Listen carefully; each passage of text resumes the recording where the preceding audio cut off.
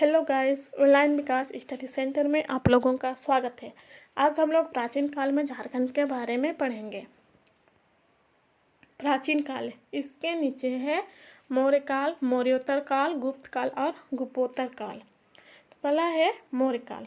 मगध से दक्षिण भारत की ओर जाने वाला व्यापारिक मार्ग झारखंड से होकर जाता था। अतः मौर्यकालीन झारखंड का अपना राजनीतिक, आर्थिक तथा सामाजिक महत्व था।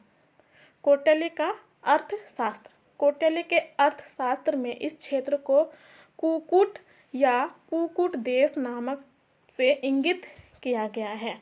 कौटिल्य के अनुसार कुकुट देश में गणतंत्रात्मक शासन प्रणाली स्थापित थी। कौटिल्य के अर्थशास्त्र के अनुसार चंद्रगुप्त मौर्य ने आट्विक नामक एक पदाधिकारी की नियुक्ति की थी, जिसका उद्देश्य जनजातियों का नियंत्रण, मगध साम्राज्य हेतु इनका उपयोग तथा शत्रुओं से इनके गठबंधन को रोकना था। इंद्र नामक नदियों की चर्चा करते हुए कौटिल्य ने लिखा है कि इंद्र नामक की नदियों से हीरे प्राप्त किए जाते थे। इंद्र नामक संभवतः इब और शंख नदियों का इलाका था। चंद्रगुप्त मौर्य के शासनकाल में सेना के प्रयोग हेतु झारखंड से हाथी मंगाया जाता था। अशोक के 13वें शिलालेख में समीपवर्ती राज्यों की सूची मिलती है, जिसमें से एक आटवी प्रदेश बघेलखंड से उड़ीसा के समुद्र तट तक विस्तृत भी था और झारखंड क्षेत्र इस प्रदेश में शामिल था। अशोक का झारखंड की जनजातियों पर अप्रत्यक्ष नियंत्रण था।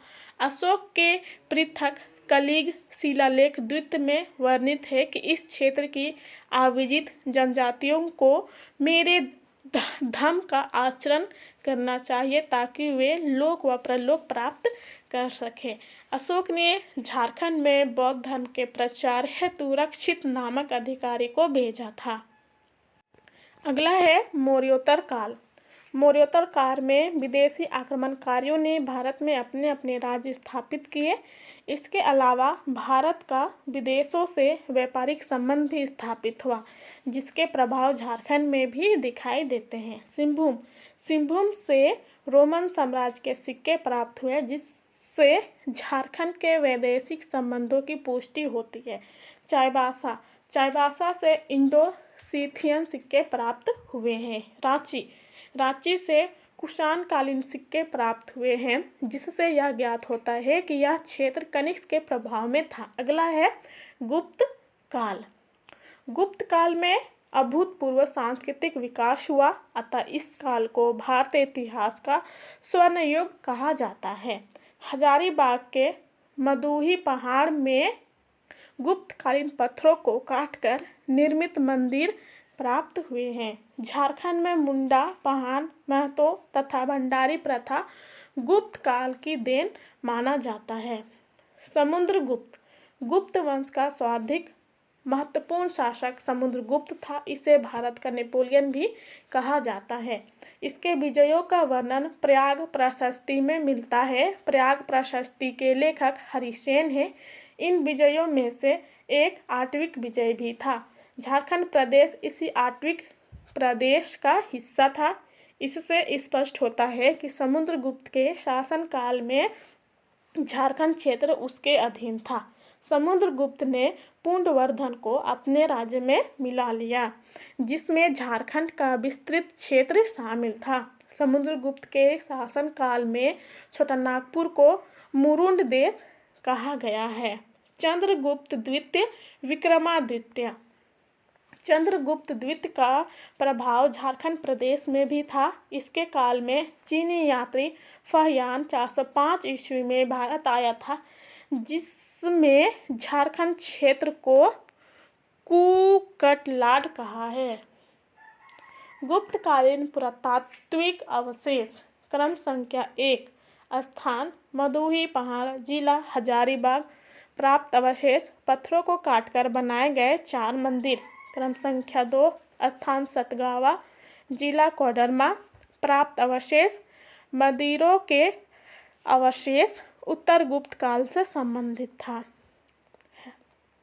क्रम संख्या 3, स्थान पिठोरिया, जिला रांची, प्राप्त अवशेष पहाड़ी पर स्थित हुआ। अगला है गुप्तोत्तर काल। शशांक गौड़ पश्चिम बंगाल का शासक। शशांक इस काल में एक प्रतापी शासक था। शशांक के साम्राज्य का विस्तार संपूर्ण झारखंड, उड़ीसा तथा बंगाल तक था। यह बंगाल का पहला स्वतंत्र शासक था तथा इसकी राजधानी कर्ण सुवर्ण मुर्शिदाबाद पश्चिम बंगाल थी। शशांक ने अपने विस्तृत साम्राज्य को सुचारू रूप से चलाने के लिए 2 राजधानियां स्थापित की।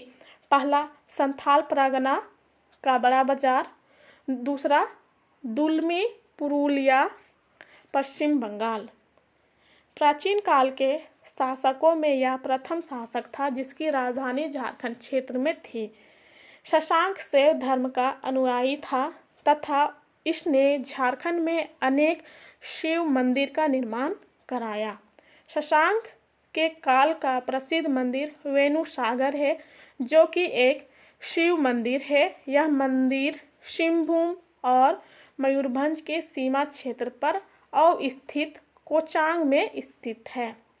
शशांक ने बौद्ध धर्म के प्रति असहिष्णुता की नीति अपनाई जिसका उल्लेख ह्वेनसांग ने किया है।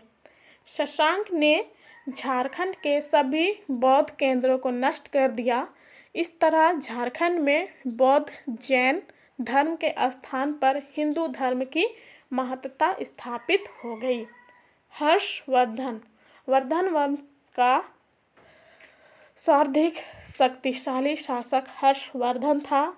इसके साम्राज्य में कांजंगाल राजमहल का कुछ भाग शामिल था। कांजंगाल राजमहल में ही हर्षवर्धन ह्वेनसांग से मिला। ह्वेनसांग ने अपने यात्रा वृत्तांत में राजमहल की चर्चा की है। अन्य तथ्य हर्यक वंश का शासक बिंबिसार झारखंड क्षेत्र में बौद्ध धर्म का प्रचार करना चाहता था। नंद वंश के समय झारखंड मगध साम्राज्य का हिस्सा था। नंद वंश की सेना में झारखंड से हाथी की आपूर्ति की जाती थी। इस सेना में जनजातीय लोग भी शामिल थे। झारखंड में दामोदर नदी के उद्गम स्थल तक मगध की सीमा का विस्तार माना जाता है। झारखंड के पलामू में चंद्रगुप्त प्रथम द्वारा निर्मित मंदिर के अवशेष प्राप्त हुए हैं। कन्नौज के राजा यशोवर्मन के विजय अभियान के दौरान मगध के राजा जीवगुप्त द्वितीय ने झारखंड में शरण ली थी। 13वीं सदी में उड़ीसा के राजा जयसिंह ने स्वयं को झारखंड का शासक घोषित कर दिया था। इसी तरह वीडियो को देखने के लिए मेरे चैनल ऑनलाइन विकास स्टडी सेंटर को सब्सक्राइब करें और बेल आइकन को दबा के रखें। वीडियो देखने के लिए धन्यवाद।